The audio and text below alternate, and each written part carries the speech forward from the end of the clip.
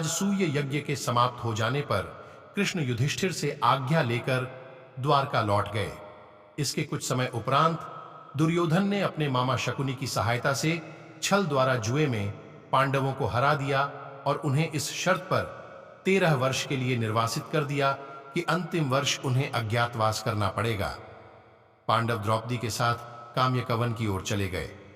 उनके साथ सहानुभूति रखने वाले बहुत से लोग काम्यकवन में पहुंचे, जहां पांडव ठहरे थे। भोज, वृष्णि और अंधक वंशी यादव तथा पंचाल नरेश द्रुपद भी उनसे मिले।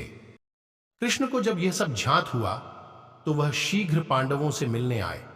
उनकी दशा देख तथा द्रौपदी की आक्रोशपूर्ण प्रार्थना सुन कृष्ण द्रवित हो उठे। उन्होंने द्रौपदी को वचन दिया कि वे पांडवों की सब प्रकार से सहायता करेंगे और उनका राज्य वापस दिलवाएंगे। इसके बाद कृष्ण सुभद्रा तथा उसके बच्चे अभिमन्यु को लेकर द्वारका वापस गए। पांडवों ने अज्ञातवास का 1 साल विराट के यहां व्यतीत किया।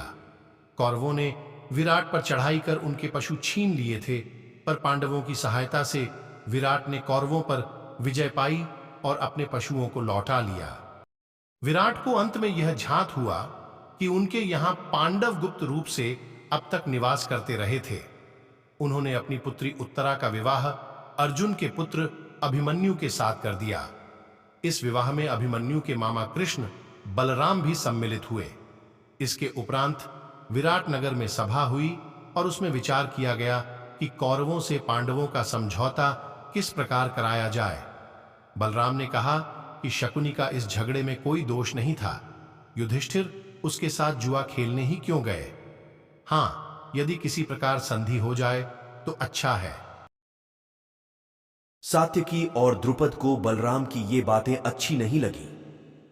कृष्ण ने द्रुपद के कथन की पुष्टि करते हुए कहा कि कौरव अवश्य दोषी है। सर्वसम्मति से यह तय हुआ कि संधि के लिए किसी योग्य व्यक्ति को दुर्योधन के पास भेजा जाए।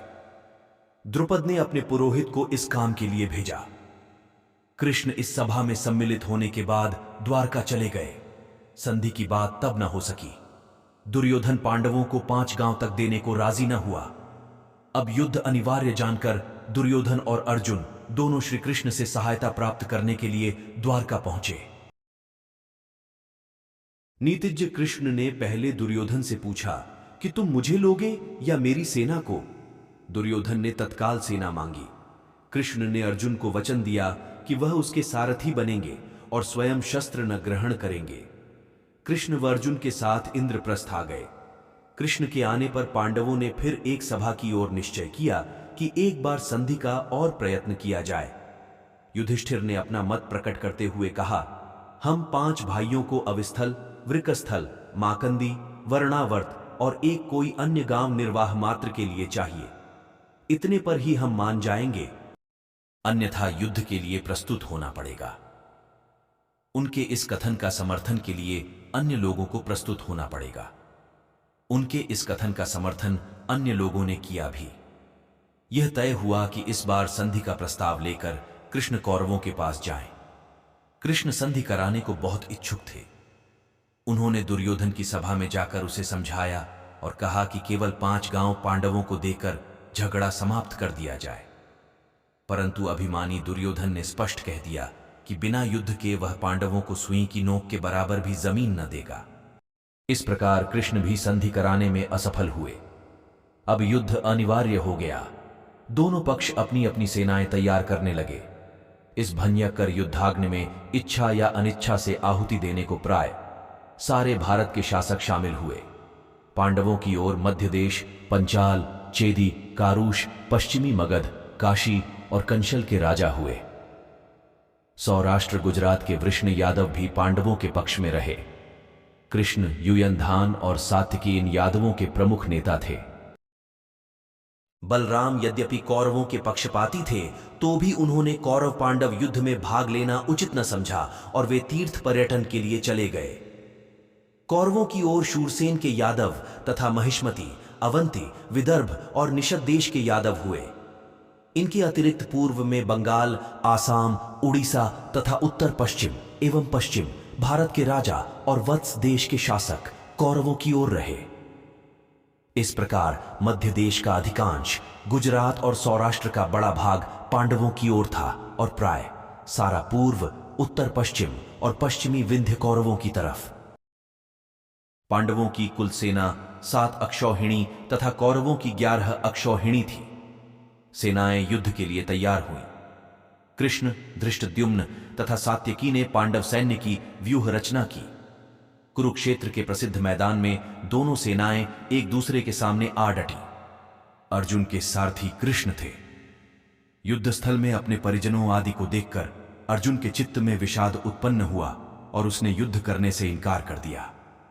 तब श्री कृष्ण ने अर्जुन को गीता के निष्काम कर्मयोग का उपदेश दिया और अपने विश्व रूप के दर्शन कराकर उसकी भ्रांति दूर की। अब अर्जुन युद्ध के लिए पूर्णतया प्रस्तुत हो गया। महाभारत के युद्ध में शंख का भी अत्यधिक महत्व था। शंखनाद के साथ युद्ध प्रारंभ होता था। जिस प्रकार प्रत्येक रथी सेना नायक का अपना ध्वज होता था, उसी प्रकार प्रमुख योद्धाओं के पास अलग अलग शंख भी होते थे। भीष्म पर्व के अंतर्गत गीता उपपर्व के प्रारंभ में विविध योद्धाओं के नाम दिए गए हैं। कृष्ण के शंख का नाम पांचजन्य था, अर्जुन का देवदत्त, युधिष्ठिर का अनंत विजय, भीम का पौंड, नकुल का सुघोष और सहदेव का मणिपुष्पक। 18 दिन तक यह महाभीषण संग्राम होता रहा।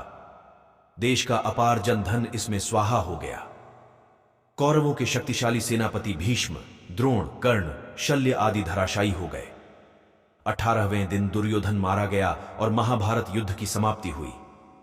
यद्यपि पांडव इस युद्ध में विजयी हुए, पर उन्हें शांति न मिल सकी। चारों ओर उन्हें क्षोभ और निराशा दिखाई पड़ने लगी। श्री कृष्ण ने शरशैया पर लेटे हुए भीष्म पितामह से युधिष्ठिर को उपदेश दिलवाया। फिर हस्तिनापुर में राज्याभिषेक उत्सव संपन्न कराकर वे द्वारका लौट गए। पांडवों ने कुछ समय बाद एक अश्वमेध यज्ञ किया और इस प्रकार वे भारत के चक्रवर्ती सम्राट घोषित हुए। कृष्ण भी इस यज्ञ में सम्मिलित हुए और फिर द्वारका वापस चले गए। यह कृष्ण की अंतिम हस्तिनापुर यात्रा थी। द्वारका बिल्कुल नवीन नगर नहीं था। वैवस्वत मनु के एक पुत्र शर्याति को शासन में पश्चिमी भारत का भाग मिला था। शर्याति के पुत्र आनर्थ के नाम पर कठियावाड़ और समीप के कुछ प्रदेश का नाम आनंत प्रसिद्ध हुआ। उसकी राजधानी कुशस्थली के ध्वंसावशेषों पर कृष्णकालीन द्वारका की स्थापना हुई। यहां आकर कृष्ण ने उग्रसेन को वृषनिगण का प्रमुख बनाया। द्वारका में कृष्ण के वैयक्तिक जीवन की पहली मुख्य घटना थी कुंडिनपुर की सुंदरी राजकुमारी रुक्मिणी के साथ विवाह। हरिवंश पुराण में यह कथा विस्तार से दी हुई है। रुक्मिणी का भाई रुक्मी था। वह अपनी बहन का विवाह चेदीराज शिशुपाल से करना चाहता था। मगधराज जरासंध भी यही चाहता था, किंतु कुंडिनपुर का राजा कृष्ण को ही अपनी कन्या देना चाहता था। रुक्मिणी स्वयं भी कृष्ण को वरना चाहती थी। उसने उनके सौंदर्य और शौर्य की प्रशंसा सुन रखी थी। रुक्मिणी का स्वयंवर रचा गया और वहां से कृष्ण उसे हर ले गए। जिन लोगों ने उनका विरोध किया वे पराजित हुए। इस घटना से शिशुपाल कृष्ण के प्रति गहरा द्वेष मानने लगा। हरिवंश पुराण के अनुसार बलराम का विवाह भी द्वारका जाकर हुआ। संभवतः पहले बलराम का विवाह हुआ, फिर कृष्ण का। बाद के पुराणों में बलराम और रेवती की विचित्र कथा मिलती है। रुक्मिणी के अतिरिक्त कृष्ण की 7 अन्य पत्नियां होने का उल्लेख प्राय सभी पुराणों में मिलता है। इनके नाम सत्यभामा, जांवती, कालिंदी, मित्रविंदा, सत्या, भद्रा और लक्ष्मण दिए गए हैं। इनमें से किसी को तो उनके माता पिता ने विवाह में प्रदान किया और शेष को कृष्ण विजय में प्राप्त कर लाए। पुराणों से झांत होता है कि कृष्ण की संतानों की संख्या बड़ी थी। रुक्मिणी से 10 पुत्र और एक कन्या थी। इनमें सबसे बड़ा प्रद्युम्न था। भागवत आदि पुराणों में कृष्ण के गृहस्थ जीवन तथा उनकी दैनिक चर्या का हाल विस्तार से मिलता है। प्रद्युम्न के पुत्र अनिरुद्ध का विवाह शोणितपुर के राजा वाणासुर की पुत्री उषा के साथ हुआ। मधु राजा के 100 पुत्रों में से ज्येष्ठ पुत्र एक यादवराज था। इसी के कुल में श्री कृष्ण पैदा हुए थे और इसी कारण वार्ष्णेय कहलाए। इनका वंश वृष्णिवंशीय यादव कहलाता था। ये लोग द्वारका में निवास करते थे प्रभास क्षेत्र में यादवों के गृह कलह में यह वंश भी समाप्त हो गया। वृष्णिगण राज्य शूरसेन प्रदेश में स्थित था। वृष्णियों का तथा अंधकों का प्राचीन साहित्य में साथ साथ उल्लेख है। पाणिनि में वृष्णियों तथा अंधकों का उल्लेख है। कौटिल्य के अर्थशास्त्र में वृष्णियों के संघ राज्य का वर्णन है। अंधक एवं वृष्णि संघ संभवतः यदुवंशियों के राजा भीम सातवत के पुत्रों के नाम पर बने थे। कृष्ण वृष्णि थे एवं उग्रसेन और कंस अंधक थे। मथुरा में तीर्थंकर नेमिनाथ भी अंधक कहे गए हैं। कुछ ग्रंथों में कृष्ण को अंधक भी कहा गया है। मथुरा अंधक संघ की राजधानी थी और द्वारका वृष्णियों की। श्री राम के पश्चात जब अयोध्या की गद्दी पर कुश थे और लव युवराज थे, तब मथुरा में भीम के पुत्र अंधक राज्य करते थे। उनके बाद अंधक वंशियों का मथुरा पर अधिकार रहा, जो राजा उग्रसेन और उनके पुत्र कंस तक कायम रहा। भीम के दूसरे पुत्र का नाम वृष्णि था। उनके वंश में उत्पन्न शूर ने शौरिपुर बसाकर अपना पृथक राज्य स्थापित किया था। शूर के पुत्र वसुदेव हुए, जिनके पुत्र बलराम तथा कृष्ण थे। वैदिक साहित्य में उत्तरी पांचाल के पौरव राजा दिवोदास और उनके वंशज सुदास की विजय गाथाओं का उल्लेख मिलता है। सुदास ने हस्तिनापुर के पौरव राजा संवरण को उनके 9 साथी राजाओं की विशाल सेना सहित पराजित किया था। 10 राजाओं के उस भीषण संघर्ष को प्राचीन वाग्मय में दशहराग्य युद्ध कहा गया है। वीरवर सुदास से पराजित होने वाले उन 9 राजाओं में एक यादव नरेश भी था।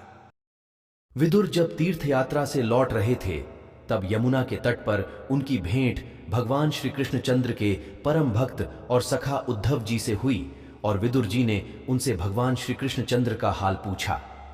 रूंधे कंठ से उद्धव ने बताया, हे विदुर जी, महाभारत के युद्ध के पश्चात सांत्वना देने के उद्देश्य से भगवान श्री कृष्णचंद्र जी गांधारी के पास गए। गांधारी अपने 100 पुत्रों की मृत्यु के शोक में अत्यंत व्याकुल थी। भगवान श्री कृष्णचंद्र को देखते ही गांधारी ने क्रोधित होकर उन्हें श्राप दे दिया कि तुम्हारे कारण से जिस प्रकार से मेरे 100 पुत्रों का आपस में लड़कर के नाश हुआ है, उसी प्रकार तुम्हारे यदुवंश का भी आपस में एक दूसरे को मारने के कारण नाश हो जाएगा। अंधक वृष्णि यादव बड़ी संख्या में महाभारत युद्ध में काम आए थे। जो शेष बचे वे आपस में मिलजुल कर अधिक समय तक न रह सके। श्री कृष्ण बलराम अब काफी वृद्ध हो चुके थे और संभवतः यादवों के ऊपर उनका प्रभाव भी कम हो गया था। पौराणिक विवरणों से पता चलता है कि यादवों में विकास की वृद्धि हो चली थी और ये मदिरापान अधिक करने लगे थे। कृष्ण बलराम के समझाने पर भी ऐश्वर्य से मत्त यादव न माने और वे कई दलों में विभक्त हो गए। एक दिन प्रभास के मेले में जब यादव लोग वारुणी के नशे में चूर थे, वे आपस में लड़ने लगे। वह झगड़ा इतना बढ़ गया कि अंत में वे सामूहिक रूप से कट मरे। इस प्रकार यादवों ने गृह युद्ध कर अपना अंत कर लिया। इस तरह से भगवान श्री कृष्णचंद्र को छोड़कर एक भी यादव जीवित न बचा।